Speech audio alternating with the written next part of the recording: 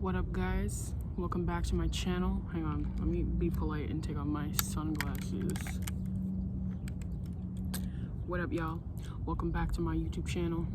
For today's video, I'm doing a Q&A part 2. If you've been on my channel for some time, you know I did a Q&A part 1 and we were outside just like we're outside right now.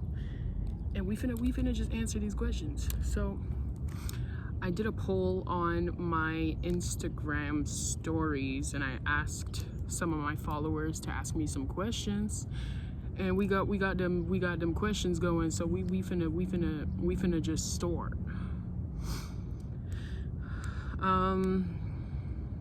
There's so many different questions. Okay, so first question from Phoenix Priest. Shout out to you, Phoenix Priest. Thank you for participating in the Q&A. Love you. Thank you for participating in the Q&A. Phoenix Priest's question is: if you could teleport to your child self without revealing your identity, what would you do and say? Damn.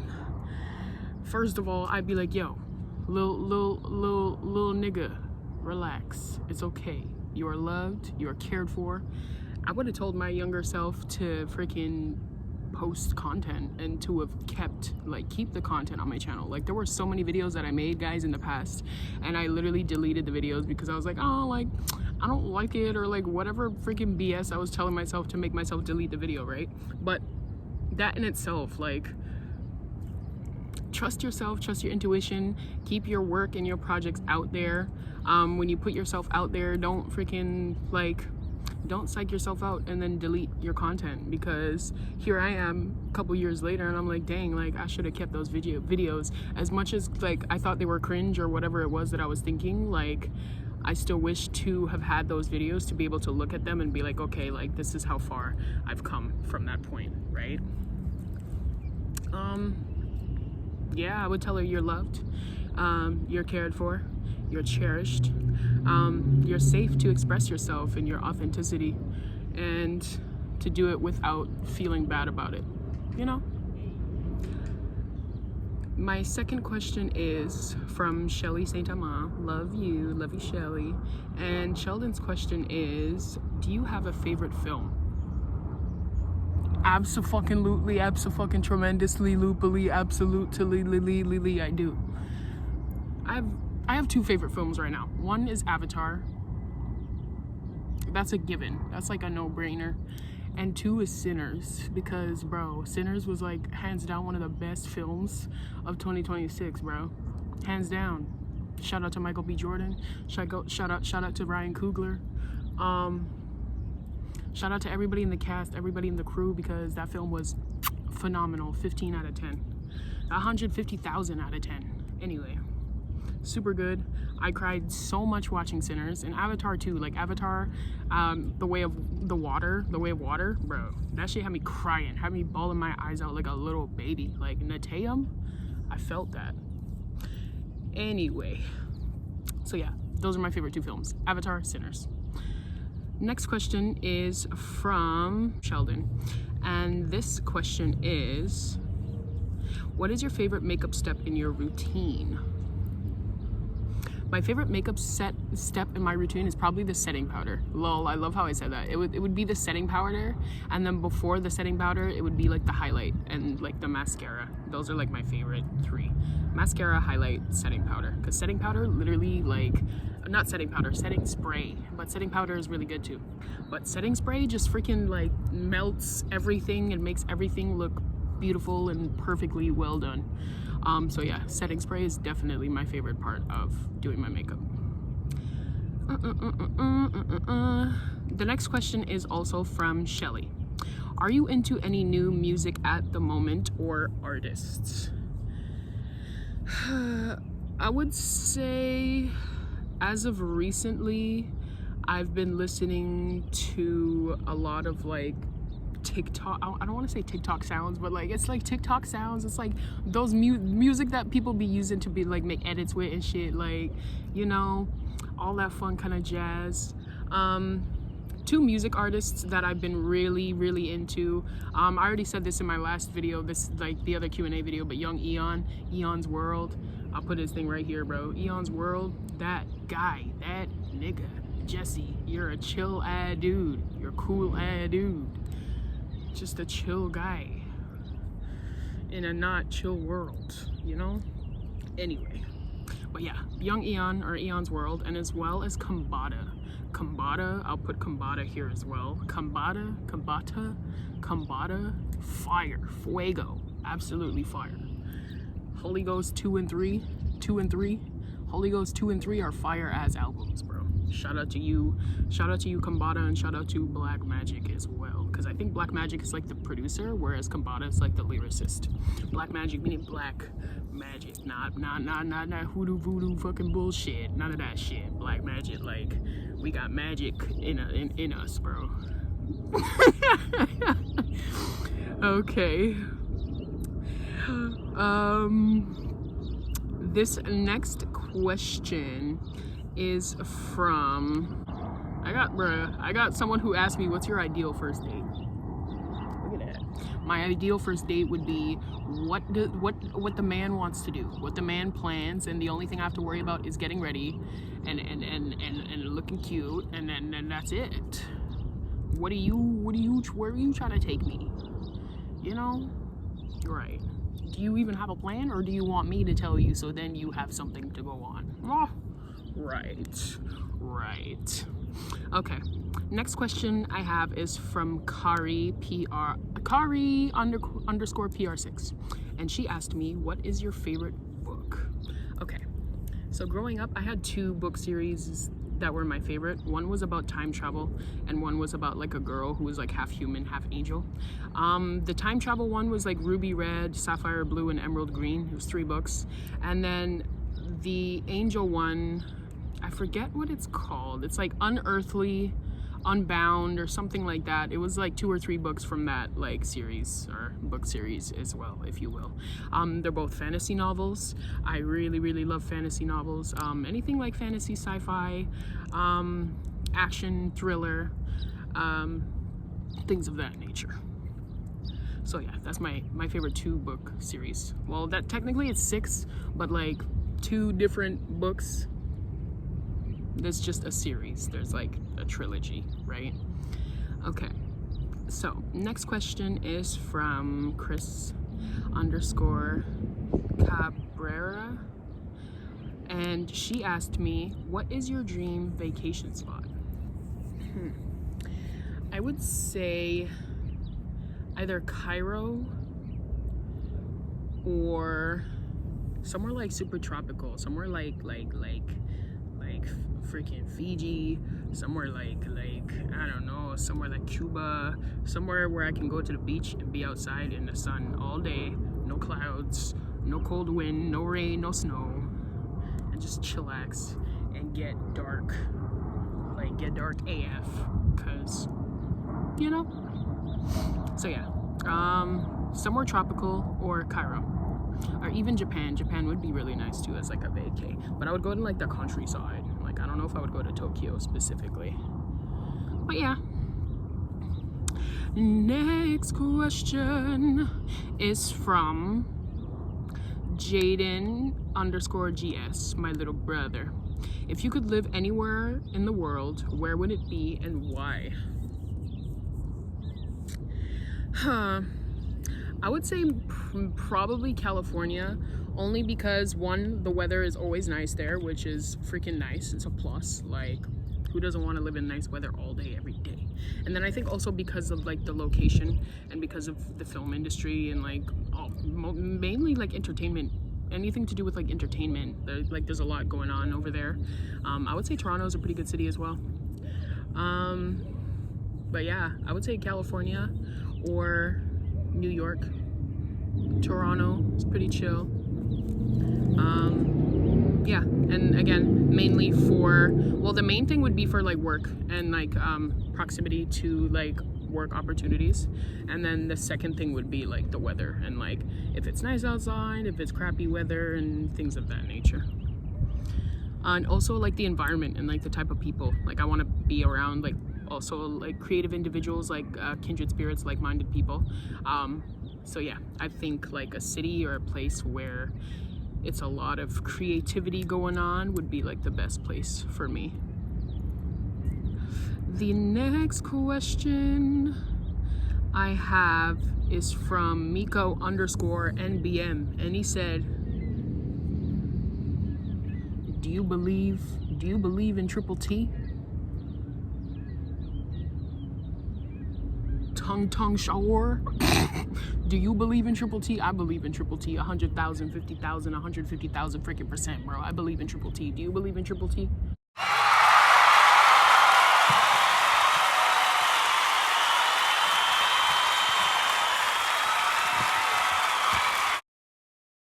All right, next question. This next question is from Shelly Saint Amand, and he asked me, any advice on learning tarot? This is a fun one because tarot can be quite tricky as like divination tool, and I'm like still in the process of learning and getting more trusting with my intuition and trusting with like the messages I receive and things of that nature. So like the best thing is like really honing in on your intuition and honing in on what it is that like your intuition is trying to tell you, like those intuitive messages, and really locking into that and knowing the difference between like emotion and like that esoteric wisdom, if you will. Another thing would also be learning about like the zodiacs, the different zodiac signs, so like horoscopes, because tarot has a lot of like horoscope energy with it as well. And then with like the physical cards themselves, like reading about the cards, learning about the messages, and also looking at like the illustrations and looking at the pictures and like looking at the facial expressions and colors and like any themes that are in the picture that could help you get messages from just looking at it. So that's my advice for how to learn tarot. The next question I have is also from Shelly Saint Amand, and he asked me, do you have any favorite makeup brands? Right now, I ain't even gonna cap with you, and Sheldon bought me this in the first place, the Urban Decay setting spray. Girl, he bought me like a small one, and like I've been so scared to use it because I'm just like, bro, like this is so good, like I don't want to freaking not have any more and then have to go buy more, but like it's whatever, it's like a whatever thing. But definitely the Urban Decay setting spray, really good, super wonderful, amazing. What else? I'm like trying to think of like brands that I have of like makeup stuff, but it's not coming to mind. I'm literally gonna have to look through my freaking purse to see what kind of makeup stuff I have in here. So this Lancome, anyway, this is like my favorite mascara of all time, hands down, best mascara ever. Yeah, I don't be wearing makeup very often, so like I don't have enough makeup and like enough makeup knowledge to have like a favorite product, but we're getting there because definitely want to learn how to do my makeup more and just feel more comfortable with getting all glammed up, because it's part of the process. I'm gonna have to when I'm doing red carpet and freaking PR freaking related type stuff and interviews anyway, so might as well get comfortable with it now. Also, this guy is so beautiful, so gorgeous. Anyway, next question. So the next question is also from Jaden, and Jaden's question is, what's something you've learned the hard way? Question mark. This is very powerful stuff, guys. So one thing I will say I learned the hard way is self-love and self-respect. And by learning it the hard way, I mean like being in situations and being around people that I felt like weren't respecting me or weren't giving me the love I deserve. And like it kind of put me in a position where I really had to look at myself and be like, holy shit, like the main reason, it sounds bad, but like the main reason these people are in my life is because I let them in my life. And if I had like enough self-love to not ignore the red flags and not look past the red flags and kind of look at potential more than reality of what I was like seeing, I could have probably avoided those situations. So something I definitely learned the hard way was learning when to say no, being very mindful of who I let into my life and who I let into my energy. That was like the main thing. Also being mindful of how I treat myself and how I talk to myself, because that creates like opportunities for more of whatever it is that I'm thinking, speaking, or doing to come to me. Yeah, I would say like my hardest lessons would be with not accepting half-assed effort, or really having the strength to walk away from situations that are not or walking away from situations that are detrimental to me and my mental health. Learning to walk away from situations that cause me to self-sacrifice rather than an equal reciprocal give and take. Yeah, lots of lessons happening, but I would say the hardest one, or a lesson where I had to learn it like the hard way, was mainly with like relationships and who I let into my life. And yeah, and then also like controlling my emotions and not letting my emotions get the best of me. That's also been another thing that I've been learning. As valid as they are, there's still a way to present them in a way that's not overwhelming or explosive. So learning that as well. Process. The next beautiful question we have is also from Jaden, and he asked, what is your most embarrassing moment? Embarrassed. Fun fact. Hazukashi is to be embarrassed in Japanese. So if you want to be like, are you not embarrassed to somebody, you can be like, hazukashi ne. Hazukashi ne. Hi. All right. So I guess my most embarrassing moment, this is something I have to like really think about and like go deep into the crevices of my brain, because I feel like there's a lot of embarrassing stuff that happens to me, but it's just kind of like I let it like go over my head and I'm like, whoop, like whatever. Shit, there's so many. Oh, I have one. So I had a science teacher back in elementary school. We all did. Freaking props to that. But there was one time we were having a conversation, and she went to like open the door for me because we were standing by like a doorway, and she went to open the door for me, and I thought she was coming to like give me a hug. So I go to give her a hug, and she's like, nah fam, like I'm just opening the door for you. And I was like, oh fuck. I was like, damn. I was like, that's pretty embarrassing, bro. I was like, shit. Hazukashi. Hi. Anyway, that was like one of the most embarrassing moments. I'm sure I have a lot more, but that's another video for another day. Vacation spot. Now I have to like scroll around. Okay, so next question we have is from MaxJones.9, and he asked, what interests you about film? What stories do you hope to tell? What interests me about film? I would say in its entirety, I would say pretty much everything, like down to writing the script, down to planning the production, down to the cinematography, down to the editing, down to like actually like being talent and being in front of the screen, if you will, reciting lines and acting.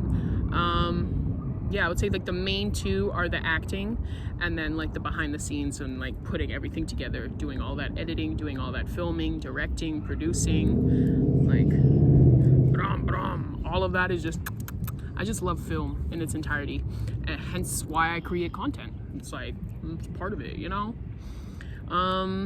What type of stories do I hope to tell? Stories that inspire, stories that help people see their strength, their importance, their value. Stories that shed light to darkness and shadows. Stories that speak truth. Stories that share wisdom and esoteric knowledge and freaking divine energies and all that wonderful stuff. So stay tuned. Stay tuned, Miss Girl. Stay tuned. Okay. Next question we have is lol from Shanari. Shanari said, how life is busting right now. Life is great. Sky is blue and clear. Skin is clear and shiny. Healthy. Strong. We're doing good. Strong girl. Also, shout out to Shanari. Break the fourth wall and start asking God how he's feeling, how he's doing, what his plans for today are. Start talking to God. Break the fourth wall. Be like, yo, bro, you good? I love you. Have a good day. Type shit. All right. Okay. Next question is from Esma Hanor. I'm so sorry if I butchered that. And she asked me, what are some things that inspire you and your creativity? I would say taking emotions and like pain that I've gone through in my life and transmuting that and turning that into art, turning it into something meaningful, turning it into light. That's like the main drive for why I create and why I do the things that I do. And also, like, I have a lot of energy. I have a lot of creative energy. We ADHD, we neurodivergent up here. So like, it's a lot of energy always going around. And like, most of why I want to create content and most of the reason why I create content like I do is to put that energy into something meaningful, into something that can serve not only me but others. That's like the main thing.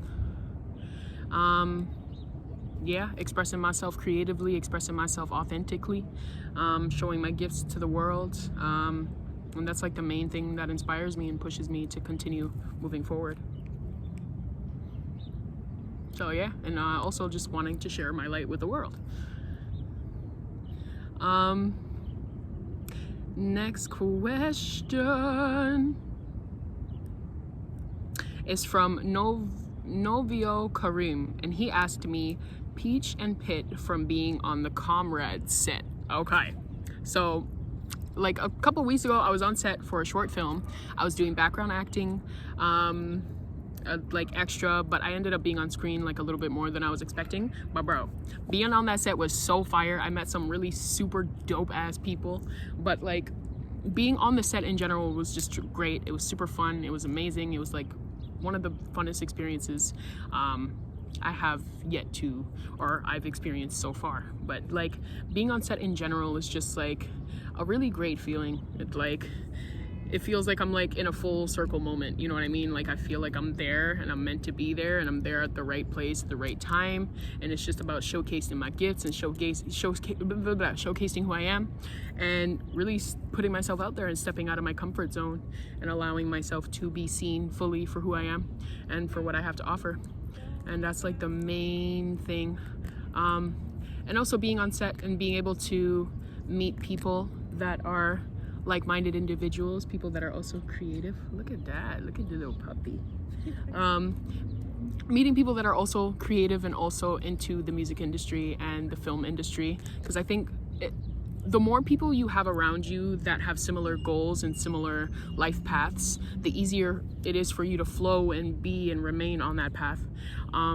So yeah, just being on set in general is great. Being on the Comrade set was awesome. It was great seeing so many professional young people. And yeah, would definitely do again, and we'll most definitely be on more sets in the future. So shout out to you. Okay. I'm looking for more questions, but I think that is all.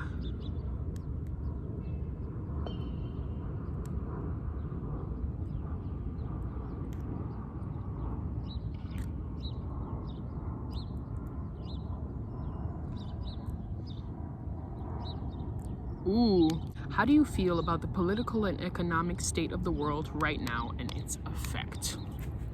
Let's talk. First of all, release all the bumbleclot Epstein files. I don't know why the fuck y'all fighting so hard for the files not to be seen. Show the files to everyone, all of it. Second of all, war is useless. War only causes more pain. What else can I say? There's no such thing as immigrants on stolen land. There's no such thing as illegal immigrants on land that was stolen. Okay? There's no such thing. Because if y'all worried about immigrants, y'all should be looking at the first immigrants that came here on some fuckery, on some tyrant activity, on some blasphemous activity. Worry about those ones. Don't worry about the people that are coming here to literally work and participate in society, in your system. Worry about the ones that came here, fucked everything up, and for what? For who? For nothing. Okay. Donald Trump. You have to relax. You just have to be nice. You need to go on like a vacation getaway for like a little bit and like find your zen, bro. Find your core if it's there. Cause what the fuck? You're like, bro, you need to relax. Like, we don't want to go to war. I'm pretty sure the states don't want to go to war with nobody. So like, why we bombing people and why we harming people and causing harm and committing genocide? Literal genocide. For what? There's not enough room for all of us on here? I'm pretty sure there is. Maybe you should freaking get rid of all the Epstein freaking islands and all this other bullshit, and then maybe more people can freaking be around and live here. And live nice and not live poor and not live in freaking bombing ruins because people then be bombing the freaking where they're living for no reason. So overall, this world needs big change. World need change, and I'm the motherfucking cashier, bro. And there's a lot of cashiers. So get ready for us cashiers, because we on the rise and we here to make things right. Because motherfucker, the people that are in power right now, like, there's stuff that you can be doing to help the current state of the world. That's all I'm gonna say. There's stuff that they can do. They have the means to help. But do they? Oh, well. Anyway, that's my answer to that question. Very brief. I touched on quite a few things, but girl, like, oh, I'm gonna say another thing. There's more ants than there are grasshoppers. So why the fuck are we ants acting like there's more grasshoppers than the ants? There's more ants than the grasshoppers. So like, all us ants need to freaking unite. Human race, bro. All of us human racers need to unite and fight this shit, because we got really big fish to fry than to worry about immigrants and there's no immigrants on planet Earth. This is our home, right? Okay. All right, so let me look through the questions and double check, make sure I didn't skip nobody. Ooh, okay. Shelly asked, what made you get into tarot and spirituality? So when I first started out with my spiritual journey, I was actually watching a lot of tarot readings and getting a lot of messages about, oh, like, you have a really big calling and you're meant to do big things in this life and ra-da-da-da-da-da-da-da. And pretty much me starting my spiritual journey was me diving deeper into myself to really find out what those things are and to really lock into what it is that I need to be locked into in order to align with that big purpose of mine, if you will. So yeah, and also like growing up, I always felt like I was meant to do like big things. I was meant to be seen. I was meant to create really great things, really beautiful things for people to have and for people to listen to and to watch and like really feel a sense of connectedness and feel a sense of purpose and feel inspired to do the same thing in their own light, in their own way. So yeah, when I embarked on the spiritual journey, it really just became like a snowball effect of all the things that I went through in my life, and like realizing everything that I went through was really a catalyst for what it is that I'm meant to be doing. So yeah, it really brought me a sense of peace and a sense of purpose in this world after being in a really dark place mentally, emotionally, and physically. So yeah. The main thing that got me into spirituality was the want to heal and the want to be the best version of myself, and the readiness to start walking on that journey and not just thinking about it, you know? So yeah, pretty sure that's it. All right. That is it for today's video. I hope you guys enjoyed. I love you very, very much, and I will see you and catch you in the next video. Love you.